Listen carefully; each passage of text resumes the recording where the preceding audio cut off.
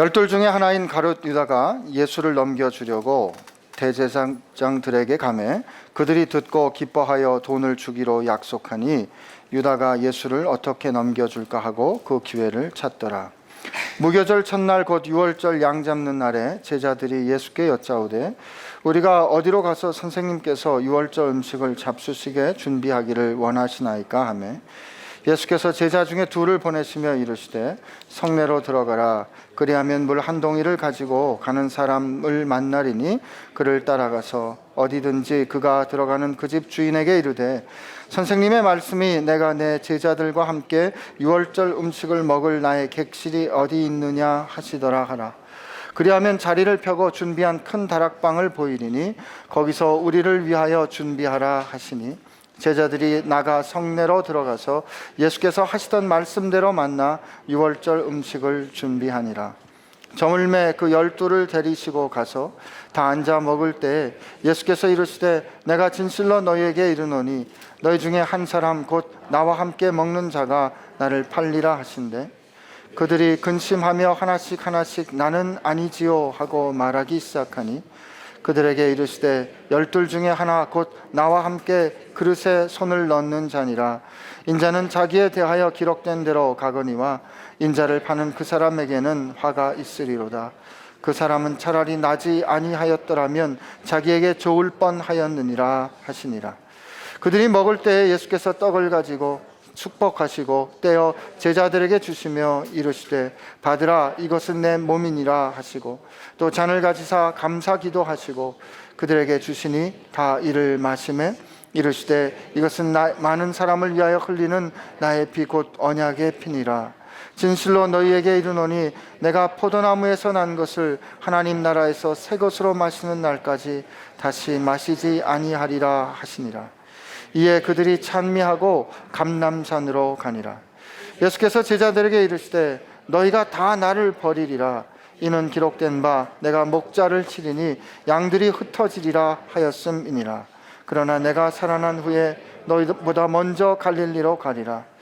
베드로가 여짜오되 다 버릴지라도 나는 그리하지 않겠나이다. 예수께서 이르시되 내가 진실로 내게 이르노니 오늘 이 밤 닭이 2번 울기 전에 내가 3번 나를 부인하리라. 베드로가 힘있게 말하되 나는 주와 함께 죽을지언정 주를 부인하지 않겠나이다 하고 모든 제자도 이와 같이 말하니라. 아멘. 주님 감사합니다. 오늘 이 좋은 주님의 날에 우리를 사랑하신 주님의 사랑 앞에 섭니다.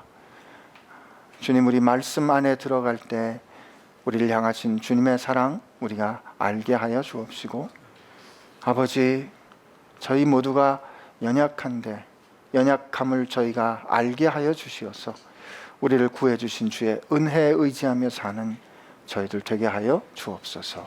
예수님 이름으로 기도합니다. 아멘.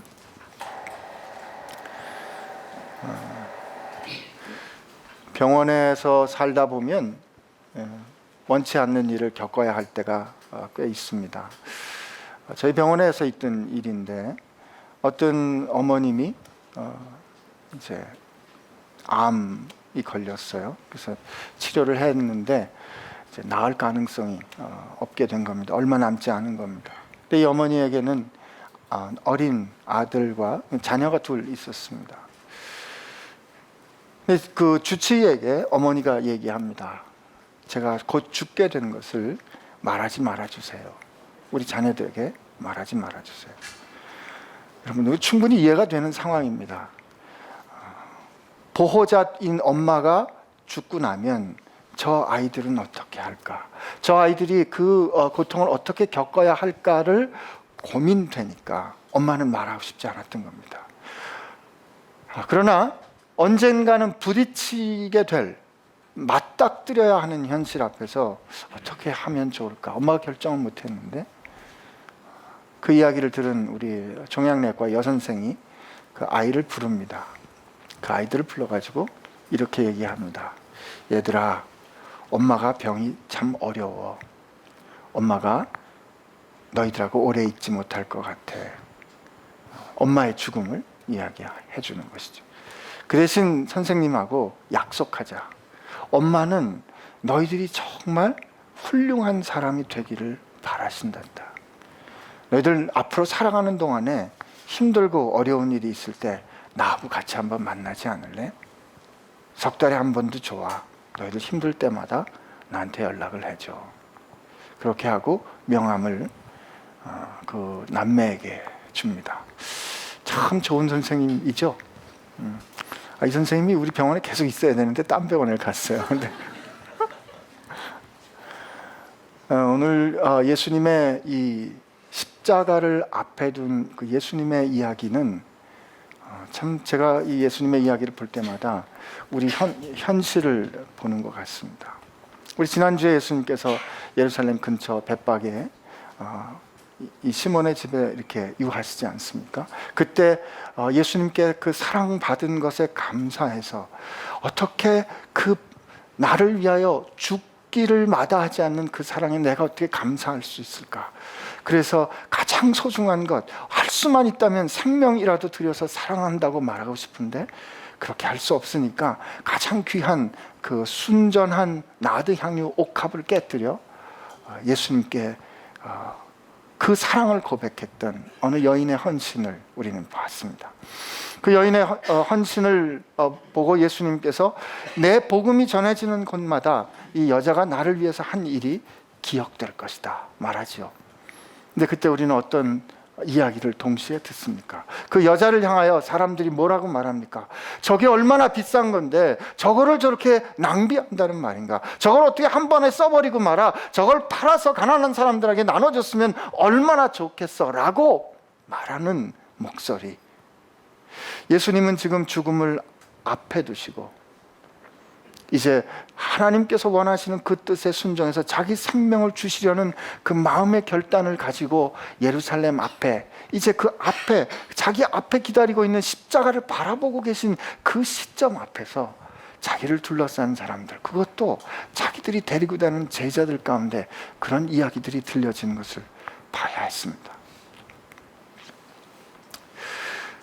주님은 하나님의 아들이시고 주님은 죽은 자를 일으키시는 분이기 때문에 주님은 말씀 한 번만 하시면 그 폭풍치는 바다도 조용히 해 그러면 조용히 되기 때문에 그 군대 귀신 이 걸린 그 사람들에게 그 몇천 마리나 되는 그 귀신들에게 나가라고 했을 때 덜덜 떠는 그런 분이시기 때문에 우리 주님 괴롭지 않으셨을까?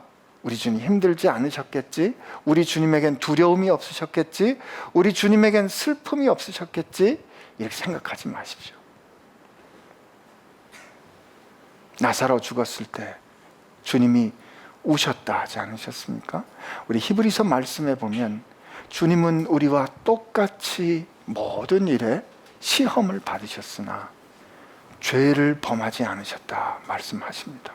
그리고 히브리서 5장에 보면 주님께서 자기 죽음을 앞에 두고 그 모든 것을 행하실 수 있는 그 하나님 앞에 심한 통곡과 슬픔으로 간구하셨다 하십니다. 그 사람들 앞에 주님께서 어떻게 느끼셨을까? 여러분 한번 생각해 보셔야 합니다. 주님께 그렇게 사랑을 고백하는 사람이 있는가 하면 자기가 그렇게 선택해서 3년을 같이 데리고 다녔던 가룟 유다는 이제 어떤 생각인지 어떤 동기인지는 모르겠는데 주님을 가장 싼 사람의 값으로 가장 싼 노예의 값인 은 30의 대제사장들에게 넘겨주기로 작정을 합니다. 아니 예수님이 누구신지 알 텐데 굳이 그것을 그렇게 가룟 유다를 통해서 팔아야만 사람들이 알아봤을까? 이런 질문이 날 수도 있겠어요. 그러나 지금 여러분 이 상황을 한번 생각해 봐야 돼요. 지금 6월절이거든요. 신명기 16장에 보면 하나님께서 모세를 통하여 이렇게 말씀하십니다. 너희들이 6월절과 무교절과 그리고 초막절을 기념해서 지키는데 그때 너와 내 가족과 내 집에 있는 종과 나그네 된 그 모든 사람들이 여호와께서 지정한 그곳에 가서 기념하라고 하십니다. 근데 그 여호와께서 지정한 그곳이 예루살렘인 거죠.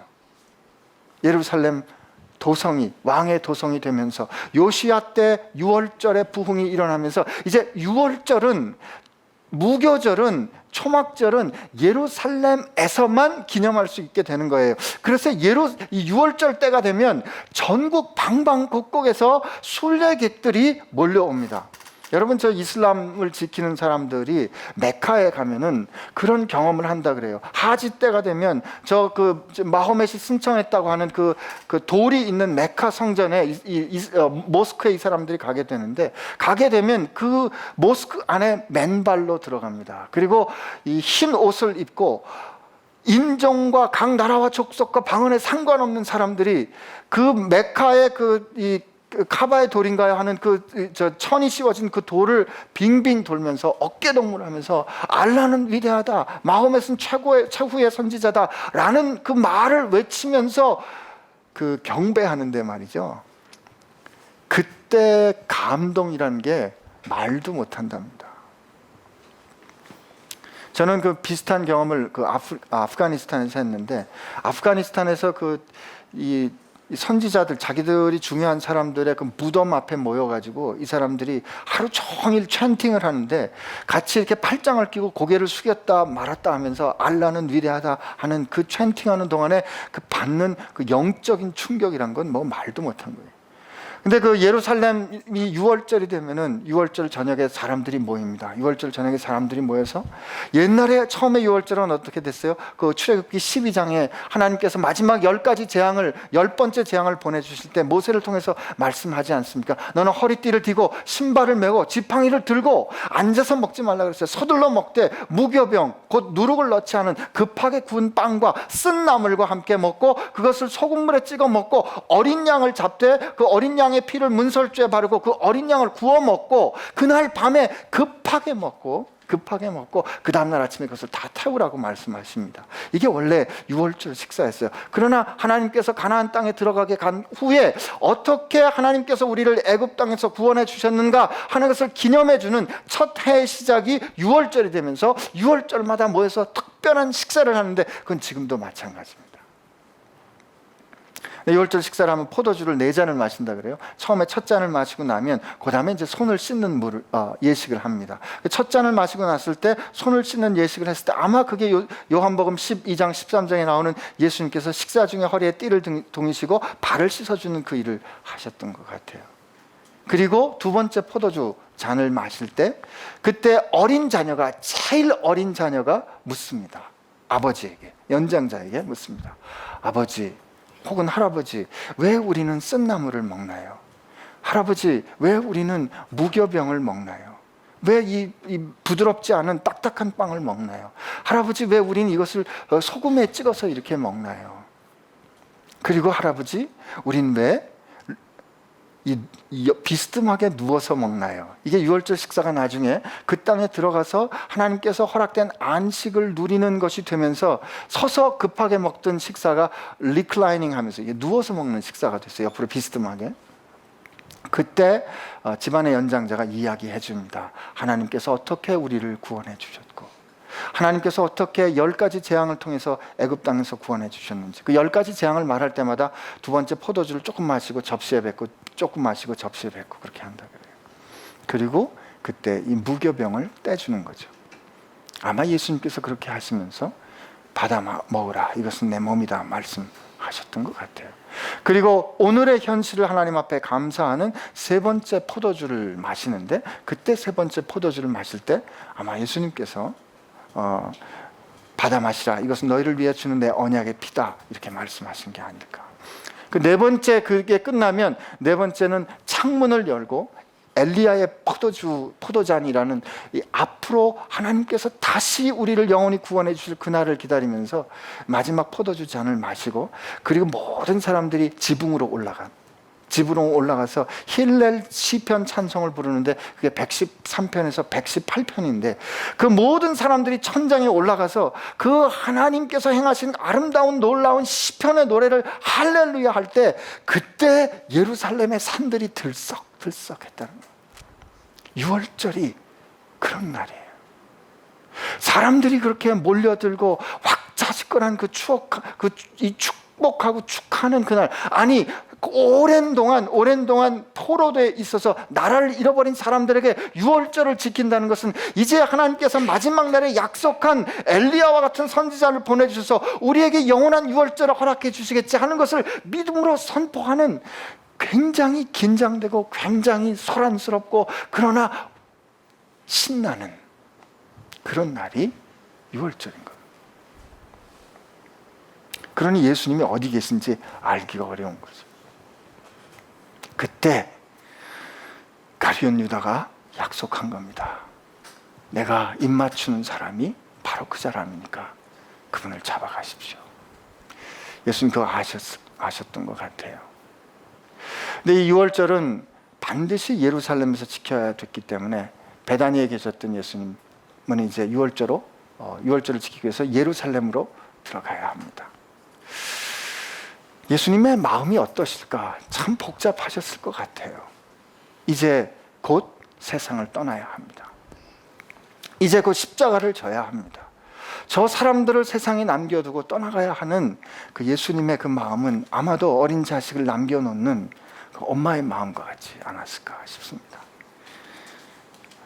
이럴 때 사실 좋은 환경, 좋은 세팅이라면 어때야 했겠어요?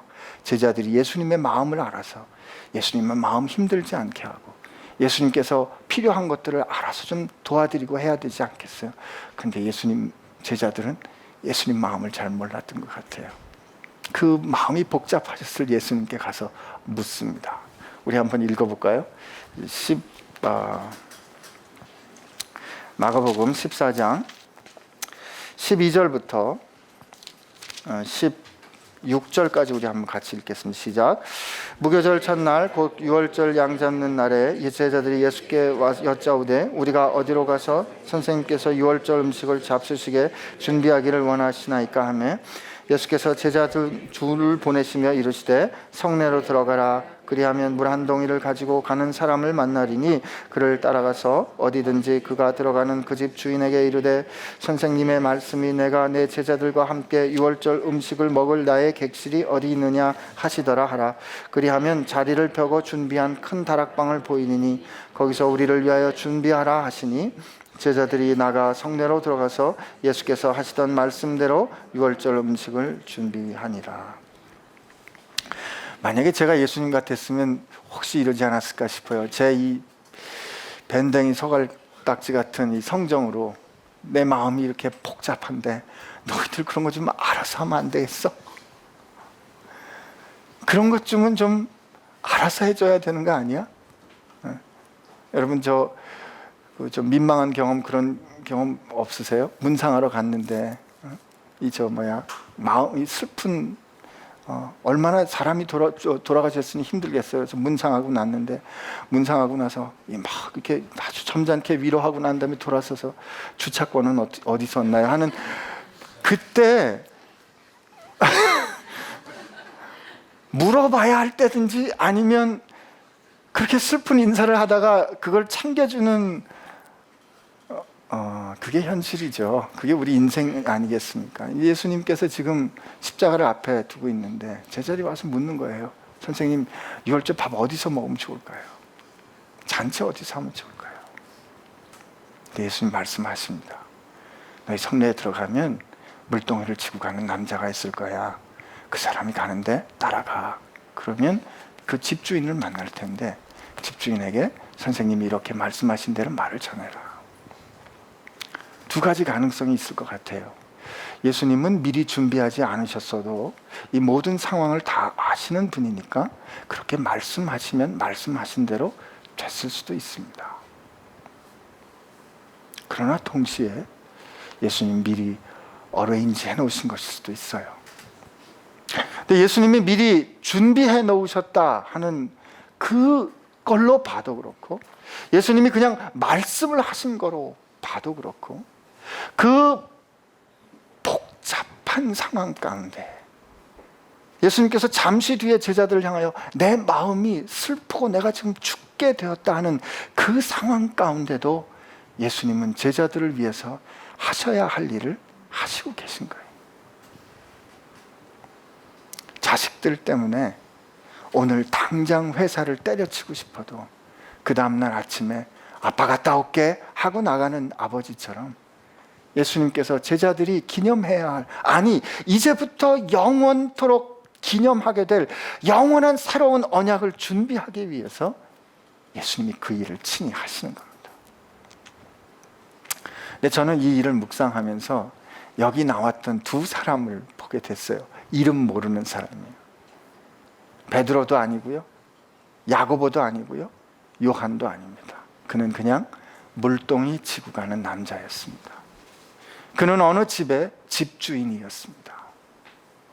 근데 그는 예수님께서 오고 오는 세월 동안에, 아니 영원토록 단 한 번의 사건으로 영원히 기념해야 할 그 마지막 성만찬, 아니죠, 이건 새로운 시작이 아니에요. 그 성만찬을 준비하는 그 자리에 주님을 돕는 사람이 됐던 거예요. 근데 그 사람의 이름은 우리 모릅니다. 그 사람이 누군지 우리 중에 아무도 모릅니다. 다만 누가 알아요? 예수님이 아십니다. 저는 저와 여러분의 인생이 혹시 이럴 수도 있지 않을까 싶어요. 세상 사람들이 모를 수 있어요. 우리는 그냥 평범하게 살다가 그냥 평범하게 잊혀져 가는 존재로 이 세상에 머물러 있다가 떠날 수도 있어요. 그러나 우리가 주님께 한 일을 주님이 기억해 주실 수만 있다면, 아니 주님이 우리 이름을 아는 인생을 우리가 살았다면 그걸로 우리 인생은 의미 있고 그걸로 우리 인생은 가치 있지 않나 생각해 봅니다. 내가 유명하지 않다고 해서, 사람들이 나를 무시한다고 해서, 혹은 나를 몰라준다고 해서 괜히 속상해하지 마세요. 하나님 나를 왜 도대체 이런 상황 가운데 밀어넣으셨어요? 하나님 나를 왜 이렇게 해결할 수 없는 이런 어려움 가운데 밀어넣으셨어요? 하나님이라는 기도할 때, 기도가 나올 때마다 부탁합니다. 기뻐하십시오. 그 어려운 일 때문에, 그 어쩔 수 없는 상황 가운데 주님하고, 주님을 기억하고 주님을 만날 수 있고, 주님이 당신의 기도를 들으시고 당신의 이름을 기억할 수만 있다면 여러분 인생은 그래도 살만한 인생입니다. 여기 이 사람 볼 때 주님, 어쨌든 제 인생이 어떻게 이끌고 어떻게 풀릴지는 모르지만 나도 주님 그 만찬에 준비하는 물동이 지고 갔던 행인 일 됐으면 좋겠습니다. 여기 나오는 전체의 아름다운 극 중에 지나가는 엑스트라일지는 모르지만 그 집주인이어도 나는 좋습니다. 그러나 주님 일에 내가 사용되게 해주십시오. 이렇게 기도하는 여러분들 되시기를 축복합니다. 그리고 예수님이 이제 그 12를 데리고 가시는 거잖아요. 그 지금 식사합니다. 잔치를 벌이시는데, 이게 이 6월절 잔치는 항상 하나님께서 우리를 해방해 주신 것을 기념하는 날이에요. 하나님의 구원의 사건, 하나님의 그 놀라운 사건. 10가지 재앙이 무슨 뜻이겠어요? 여러분 저 강을 피로 변하고 개구리가 나오고 무슨 파리가 나오고, 이게 다 애굽 사람들이 숭배했던 그 신들을 하나님께서 여호와의 이름으로 다 낱낱이 파괴하시고 이기신 놀라운 능력의 사건이거든요. 신나는 사건이에요. 그 일을 기념하는 그 축복의 날에, 그 축제의 날에, 그 식사에 주님이 말씀하시는 거예요. 너희들 중에 한 사람이 나를 팔 것이다.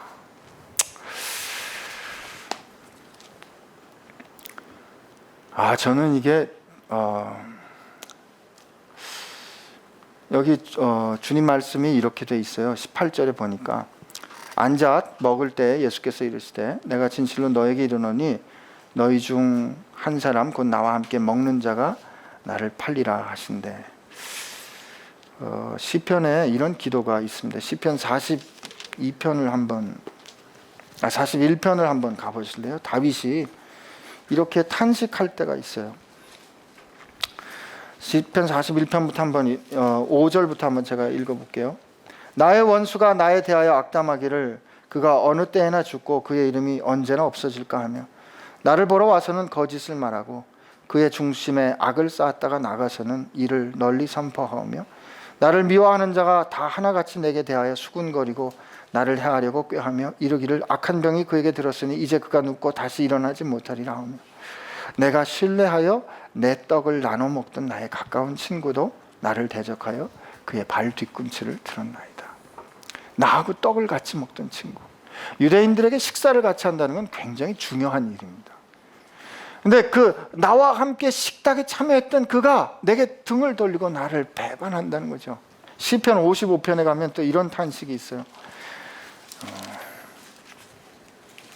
다윗의 노래인데요. 12절을 제가 한번 12절 13절 이렇게 돼 있어요. 나를 책망하는 자는 원수가 아니다. 나를 책망하는 자는 원수가 아니다. 원수라면 내가 참았으리라. 나를 대하여 자기를 높이는 자는 나를 미워하는 자가 아닙니다. 미워하는 자가 그랬다면 내가 그를 피하여 숨었을 것입니다.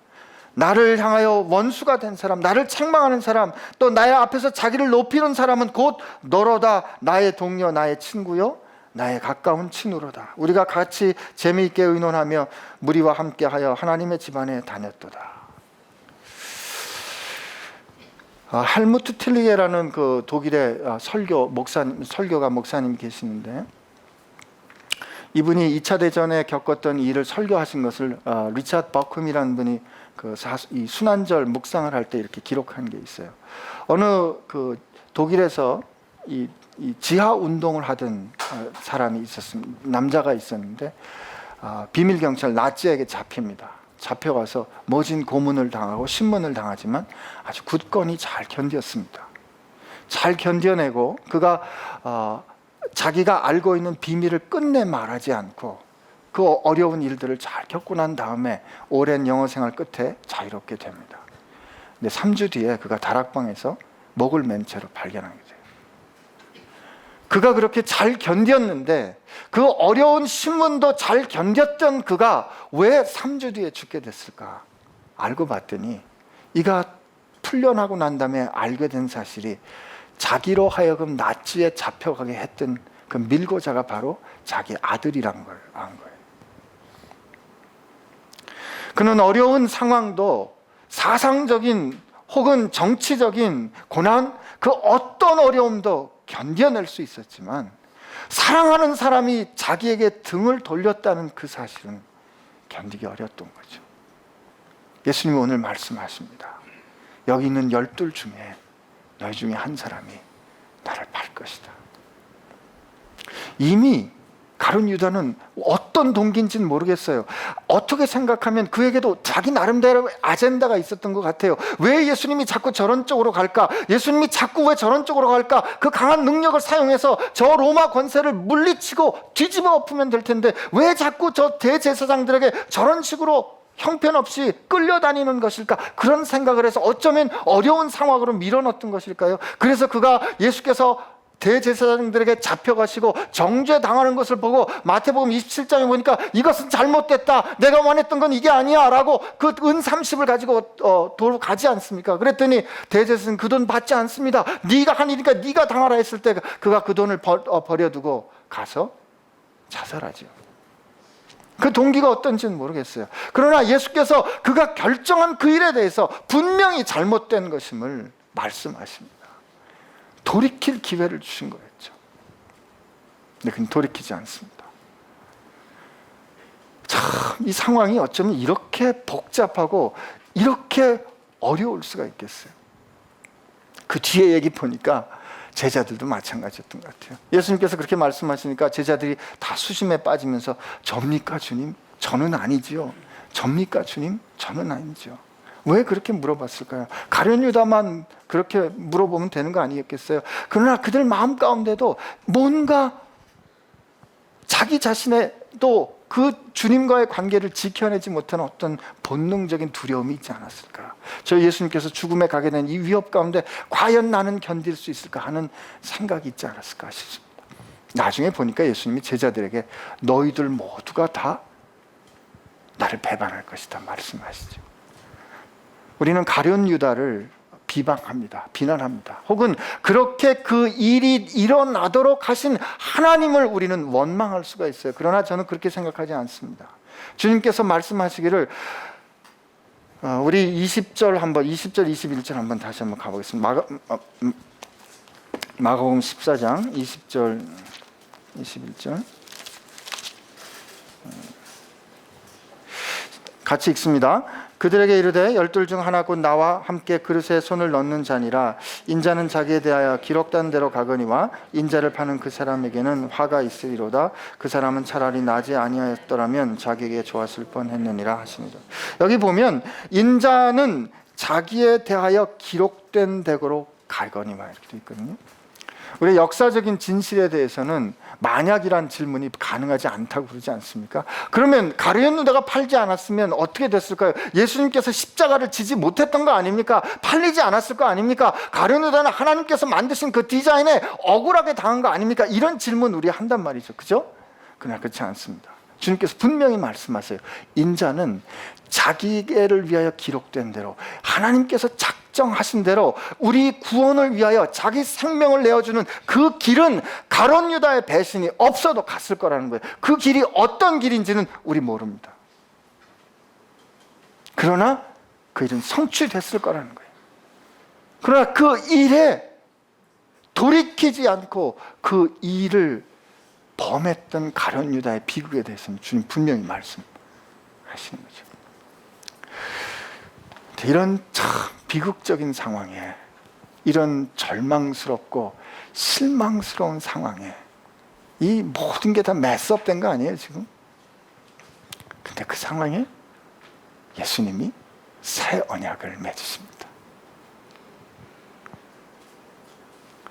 우리는 새로운 일이 일어나려면, 선한 일이 일어나려면 환경이 돼야지 이렇게 생각하기 쉬운데, 예수님께서 우리를 위하여 새 언약을 맺으셨던 그 순간은 예수님을 향한 인간의 배반이, 예수님을 향한 예수님과 그 제자들 간의 그 신뢰가 완전히 흔들리는 그 순간이었던 거죠.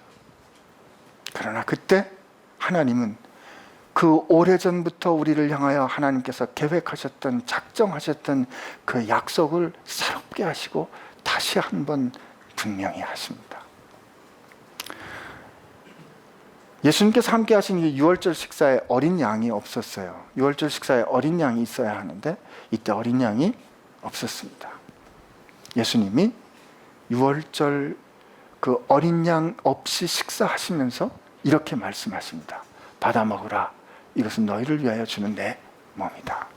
받아 마시라. 이것은 너희를 위하여 주는 내 피니 너희를 위하여 새롭게 맺는 언약의 피다. 이 말은 무슨 뜻이에요? 예수님께서 그 유월절 어린 양이 되신다는 뜻이죠. 예수님께서 유월절 어린 양이 되셔서 하나님 앞에 완전한 제사를 드림으로 이제 돌판에 새겨지고 책에 새겨진 언약이 아니라 우리 모든 사람의 영혼과 가슴에 새겨질 새 언약을 맺으시는 거고, 하나님께서 예수 그리스도를 통하여 영원히 이끌어내시는 완전하고 새로운 출애굽을 이제 시작하시는 겁니다. 근데 이 언약의 순간에 왜 밥을 주셨을까? 왜 성만찬이라는 먹는 일을 하셨을 것 같아요, 여러분?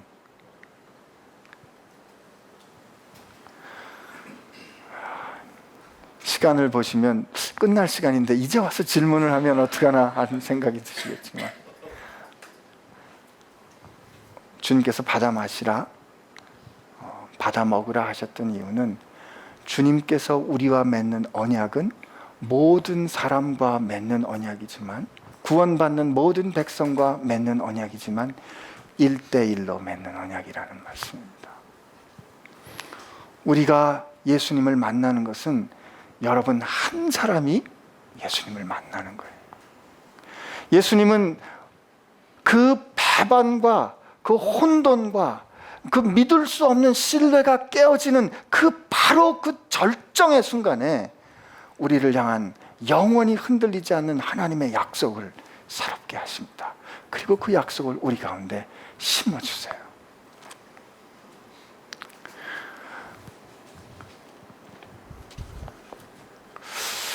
그리고 나서 이 찬미하시면서 감람산으로 올라가시잖아요. 참 이게 여기 영화로 본다 그러면 이 아이러니가 하여튼 이 예수님의 순환에 보면 지금 예수님은 감람산 겟세마네 동산에 가면 이제 당신께서 붙잡히실 거를 알고 가시는 길이에요. 근데 그 길을 찬미하며 가십니다. 여러분, 우리 인생이 이풍진 인생이라고 말할 수밖에 없는 그런 상황 가운데 있을 때 우리도 예수님처럼 찬미할 수 있게 되기를 바랍니다. 제자 베드로가 처음 시작은 가룟 유다의 배반으로 시작이 됐는데 끝나는 거는 베드로의 장담으로 끝납니다. 오늘 읽었던 거는. 예수님께서 우리에게 분명히 가르쳐 주십니다. 얘들아, 너희는 모두가 다 배반할 거야. 아닙니다, 주님. 전 죽어도 배반 안 합니다. 베드로가 말하잖아요. 예, 너는 날 3번 부인할 거야. 유대인들에게 3번이란 완전히 부인하는 겁니다. 너 완전히 나를 부인할 거야. 베드로에게 자기가 뽑은 12명의 사람들에게 말씀하십니다. 예수님께서 우리를 뽑았다고 우리가 최고의 상품이란 뜻 아니에요. 제자들은 그런 착각했어요. 예수님이 자기를 12를 이름을 불러 뽑았기 때문에 역시 우리는 최상품이야 라고 생각했던 것 같아요. 그러나 예수님 말씀하시는 거예요. 너희들 모두가 나를 배반할 거야. 다 떨어져 나갈 거야. 그러나 너희들이 완전히 떨어져 나가지 않도록 너희들이 돌이키도록 내가 너희를 위하여 기도하겠다 하십니다. 여러분, 우리 가룟 유다를 향하여 하나님 어떻게 그럴 수가 있어요? 가룟 유다를 향하여 혹시 어떻게 저렇게 치사한 배반을 할 수 있나 이렇게 생각하지만 여러분이나 내가 다 가룟 유다입니다. 안 그런 척 하지 마시고요. 인정 안 하셔도 그렇습니다. 아니라고요? 한번 제가 증명해 볼까요? 누구든지 지극히 작은 형제에게 한 것이 내게 한 것이라고 예수님 말씀하셨는데 우리 살면서 작은 형제 무시한 적 얼마나 많이 있나요? 누구든지 적은 소자 하나를 실족해 하면 차라리 연자 맷돌을 달고 바다에 나가서 죽어! 라고 예수님께서 말씀하셨는데 우리가 적은 내 목전의 유익 때문에 내 주변에 있는 사람들 무시한 적이 한두 번이든가요? 어디? 주님 다 알고 계세요. 그런 주님이 우리를 향하여서 너희들 다 그렇게 나를 돌이키고 나를 다 진짜 치사하게 작은 것 때문에 내 이름 숨기고 나는 예수 믿는 사람 아닌 것처럼 하고 그렇게 살 거 내가 다 알아. 그러나 나는 너희들이 떨어지지 않도록 기도할 거고 나는 너희들 놓지 않을 거야 라고 말씀하시고 우리 가운데 그 몸을 주어 우리를 완전히 사로잡는 그 영원한 언약을 주님이 세우십니다. 이제 우리가 앞으로 계속 읽어가는 마가복음의 말씀은 주님께서 어떻게 우리를 위하여 순환을 받으시는가 하는 그리고 마침내 어떻게 우리를 위하여 새길을 여시는가 하는 그 놀라운 일들을 우리 대하게 될 것입니다. 그냥 오늘 우리가 이 말씀을 대하면서 그 예수님의 마지막 성만찬을 제정하실 때 그때 분위기를 우리 한번 묵상해 보면서 오늘 우리 삶의 환경들을 한번 그리고 그 가운데 있는 여러분과 저를 한번 생각하게 되기를 바랍니다. 여러분, 우리는 베드로와 다름이 아니고요. 우리는 가룟 유다와 다름이 아닙니다. 예수님을 배반하고 예수님을 부끄러워하고 예수님을 잊어버리고 하는 점에서는 우리 모두가 다 같습니다. 그러나 말씀하십니다. 그렇더라도 너희들 베드로처럼 돌아와야 돼. 주님 말씀하십니다. 베드로처럼 돌아와야 돼. 너를 향한 내 언약은 한 번도 흔들리지 않으니까. 너는 언제나 언약을 깬 쪽이었지만 내가 너를 결국은 지켜줄 테니까 베드로처럼 돌아와야 돼. 주님 말씀하십니다. 우리 같이 기도하겠습니다.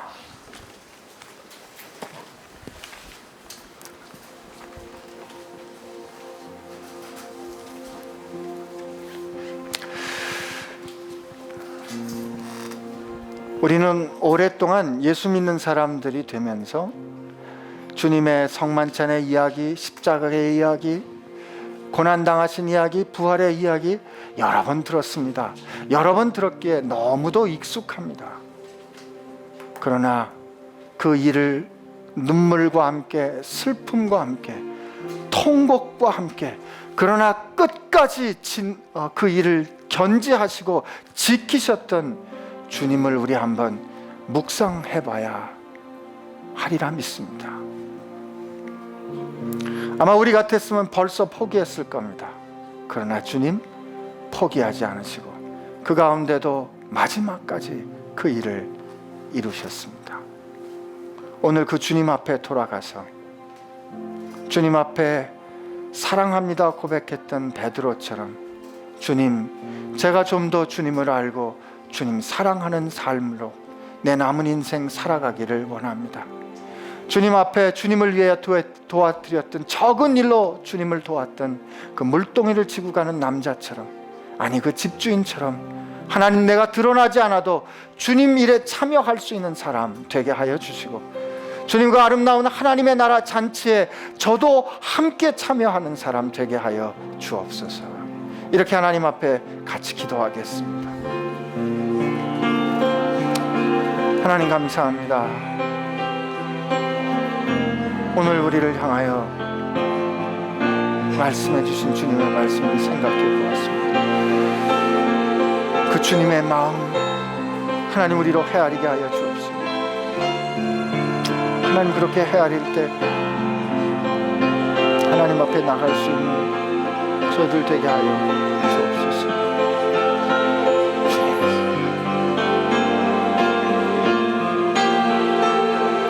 여전히 내 중심으로 생각하고 내 앞가림만 하는 저희들 모습 주님 맞습니다.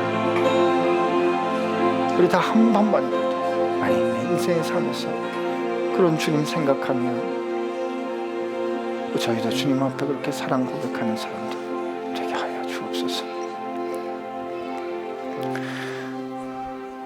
주님 허락하신 그 마지막 식사를 같이 나누면서 바로 그 식사 끝에 내가 더 커, 아니야, 내가 너보다 더 좋은 사람이야, 그렇게 주 앞에서 다툼을 벌였던 것이 저희들 모습입니다. 주님, 이런 우리를 끝까지 주님 사랑하셨는데 주님, 이제 저희가 어린아이의 일 버리게 하여 주옵소서. 주님 사랑하고 주의 얼굴 구하면 주님 닮아간다고 했는데, 아버지, 저희도 우리 좋을 때만 사랑하고 우리 마음이 편할 때만 도와주는 그런 어린아이와 같은 사랑이 아니라, 내가 힘들고 어려울지라도 사랑해야 할 시간이 있다면, 사랑해야 될 일이 있다면 주님처럼 끝까지 사랑할 수 있는 주님 닮은 사람들 되게 하여 주옵소서. 그리고 주님을 향한 사랑의 고백이 얼마나 고결하고 귀한 것인 것 저희가 알아서 나를 향한 주의 사랑의 고백 들은 사람답게 세상에서 사람들 앞에서 그 어느 형편과 상황이든지 주를 향하여 사랑하기를 그치지 않는 저희들 되게 하여 주옵소서. 이런 우리 사랑해 주셔서 감사합니다. 주님 감사합니다. 사랑합니다. 예수님의 이름으로 기도합니다. 아멘.